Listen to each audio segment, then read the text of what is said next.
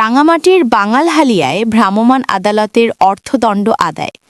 রাঙামাটি থেকে চাইথুয়াই মং মারমার পাঠানো সংবাদে বিস্তারিত।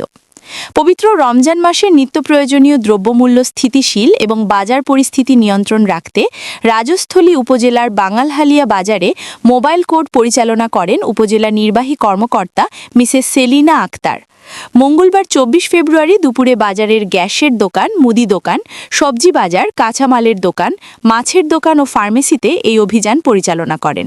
এ সময় ভোক্তা অধিকার বিরোধী কর্মকাণ্ডের দায়ে ভোক্তা অধিকার সংরক্ষণ আইন ২০০৯ অনুযায়ী মনি ফার্মেসি এবং সবজি বিক্রেতা সুজন বড়ুয়াকে ৫০০ টাকা করে মোট ১,০০০ টাকা অর্থদণ্ড প্রদান করা হয়। অভিযান শেষে উপজেলা নির্বাহী কর্মকর্তা বাজারের ফুটপাত দখলমুক্ত রাখতে ব্যবসায়ীদের প্রতি সতর্ক করেন।